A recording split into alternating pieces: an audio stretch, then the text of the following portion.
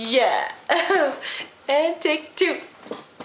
Hey everybody out on YouTube, it's Fit Girl 15 here, Jessica. I'm recording this video for my 1 year and 7.5 months with Bell's palsy update. So that would be about 85 weeks since I fell ill with Bell's palsy. Today is December 14th, 2011. So I just wanted to update everybody on my condition and how I'm doing, as well as just talk about some things that I've been getting questioned about by quite a few people that are new with Bell's palsy. Okay, so I'm going to go through my facial expressions because I haven't done this in probably, I'm going to say 5 months or something, maybe even half a year. And because I'm sure that there's lots of people out there that want to see, have I improved or gotten worse, or what's happened over the last little bit. I'm not going to say I've gotten better, but I don't think I've gotten worse either. My synkinesis is still hanging around, but I do think that it's mild, and maybe that's just me. My perception of it is that it's gotten mild, and now it's just part of who I am. So I don't know if that's the case, and I'm happy with who I am, then that should mean that should be a good thing, and I'm just gonna be happy that I'm happy with my body, and that I've gotten back this much recovery from basically no smile whatsoever on this side. So, okay, so this is my smile with teeth.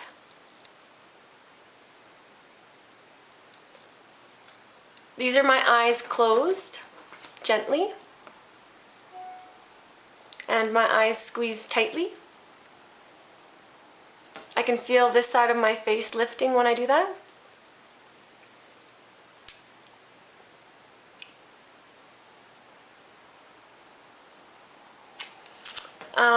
My tongue out and rolled up. You can still see a little bit of weakness on my Bell's palsy side. My frown. This side can't really frown. My duck face. My kissy face.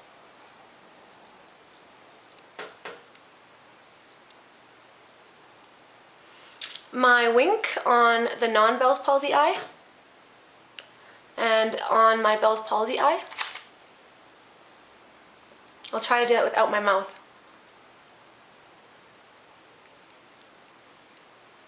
Not too bad for somebody that couldn't even close this eye a year ago. My eyebrows up.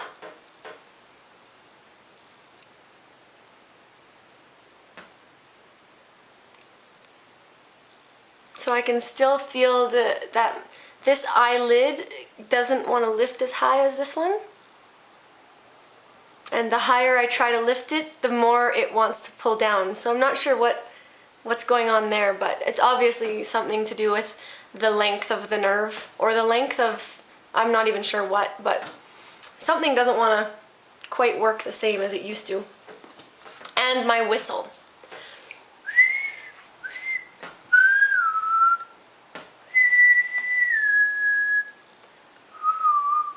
It's still pretty hollow. I don't think that it's improved at all since I did my video last, which was probably 2 months ago. But it's okay. I guess I've had to learn of other, types of noises to get people's attention. I usually just clap, and I miss my whistle for sure, but I'm gonna live without it, I guess, for the time being. So. That's that. Okay, so people have asked me, why do I recommend that they don't do facial exercises or stimulation or therapy within the first, I say 1 month, but that's again just based on my own experience, as well as based on my experience with other people and how how quickly people recover. And I've noticed that there's like pretty much 2 camps of recovery. Well, maybe 3. But you either recover within the first month, 4 weeks, or you recover a little bit longer, but it only is still within the first 2 months, so it's kind of like a short-lived thing. Or you're like me and you recover a year, 2 years, but it takes a lot longer for your recovery. So the reason why I tell people that don't do any stimulation or any massage or any extra therapy within the first 4 weeks is because A, it's very stressful on your facial nerve that is obviously injured or has some sort of trauma that it's under. So it's very stressful for you to add more stimulation to that injured nerve. And number 2, if you're going to recover in a very short period of time, you're not going to need the therapy. So it's kind of like that waiting out period. Well, let's just see how this is going to go. I paid a lot of money for my acupuncture and my chiropractic and my doctor's appointments and all of those things that at the beginning, when I wasn't seeing any improvement anyways, you know, was the money worthwhile that I spent on all that extra stuff that, I mean, in the long run, I wouldn't say really benefited my recovery. You know, it's hard to say, but this is my opinion. I think that giving it 4 weeks to resolve itself on its own is the least you can do for your body. Give it that time to just relax, get rest. Hopefully you're not putting your body under more stress in, you know, in other places in your life, like at work or with your spouse or your kids. You know, there's lots of different places in your life that can increase your stress. And I do believe that facial exercises is another one.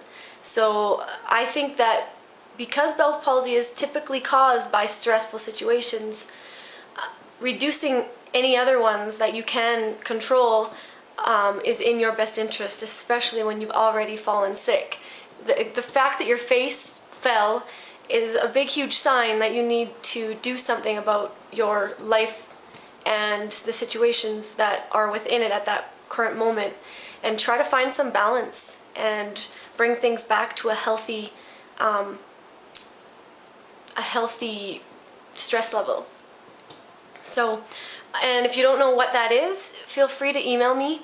I found quite a few different methods of reducing my stress. Meditation, yoga, what else? Taking hot baths, Epsom salts, getting more sleep that was amazing. Who knew sleep was so important? But honestly, if you can get a little bit more sleep every night, you're going to be doing your body wonders. Even if you don't have Bell's palsy, sleep is very, very important to your health and keeping the body functioning the way it needs to be.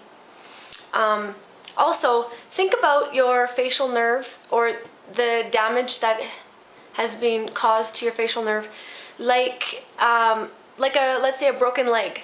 So you break your leg, go to the doctor. What do? They immobilize your leg and tell you don't move it for, I don't know, what do they give you, 6 weeks or 2 months or something. They tell you, they set it and they tell you don't move it, you know, and then after you get your cast off, that's when you do your therapy.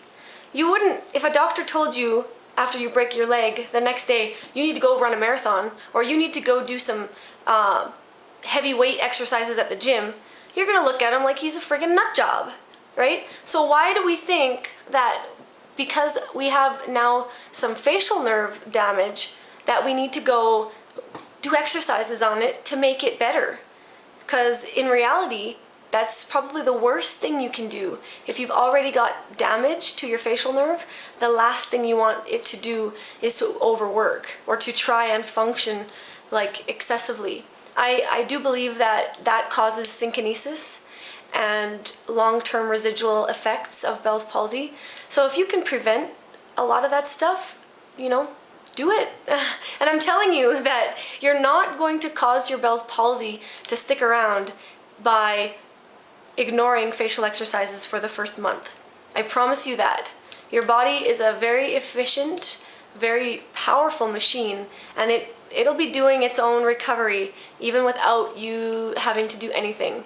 So don't let any doctors, talk you into something otherwise, especially if you don't feel that it's right. I know for me, when I was getting my acupuncture, it just didn't feel right, and so I stopped. And I think that was probably the best thing I could have done. I only went for treatment during the first month of my case, and then after that I stopped. And I think that's where my synkinesis came from. But I didn't recover any faster because of acupuncture or, facial stimulation. It still took its time. So everyone's body has its own timeline and when it's going to recover and when things are going to come back. The last thing for me to come back was my eyebrow, and I do believe that it took 6 months before I saw any movement out of it. So for those of you who are still waiting for certain parts of their body to come back, like their nose or maybe the cheek, give it time, because I was shocked that everything pretty much came back. Not 100%, but everything got movement back that at one point was completely paralyzed. So have faith, because everything will come back in time and you will get your smile. So just be patient and be kind to your body. I think that a lot of the reason we get Bell's palsy in the first place is because we're being too hard on ourselves, trying to do too much, trying to expect too much. Give yourself some time to just relax, take those deep breaths, and just enjoy life a little bit.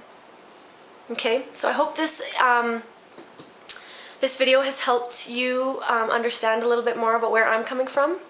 But if it hasn't, then maybe I'll have to do a new video. So anyways, that's it for me for today. I hope that you all have a wonderful Christmas, and I will be posting another video in the new year. So take care of yourselves over this holiday. Thanks. I'll talk to you soon.